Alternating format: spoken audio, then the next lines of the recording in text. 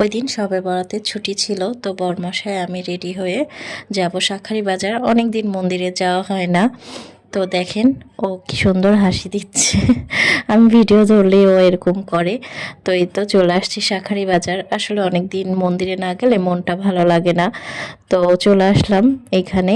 আর শাঁখারী বাজার মানেই তো ঐতিহ্য, মানে ঢাকার এক প্রকার মানে ঐতিহ্য বলা যায়।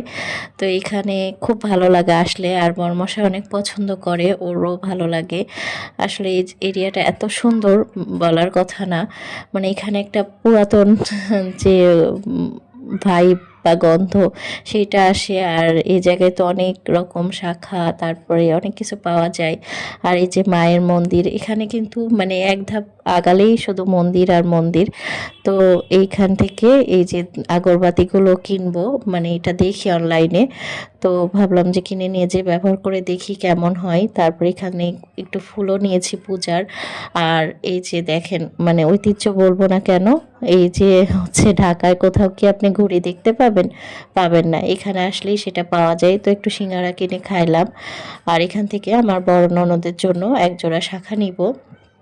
মানে দিদির হাতের শাঁখা ছিল না, এর আগে আসছিল ঢাকায়, তো তখন নেওয়া হয়নি। তো এখান থেকে যেহেতু আসছি কিনে নিয়ে যেয়ে মানে কিনে নিয়ে যাব, দিয়ে পাঠাবো।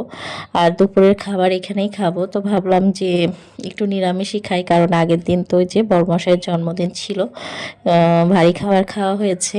তো এখানে নিয়েছি ছানার রসা আর আলু করলা ভাজি। মানে বেশি আইটেম ছিল না ওদের ওই দিন, ওখানে জলের সমস্যা ছিল মনে হয়, তো এই জন্য অল্প কিছু আইটেম ছিল। আর এই সাদামাটা খাবারটাই মানে খাইতে ইচ্ছা হচ্ছিল, ভারী কিছু না খাবো না ভাবলাম।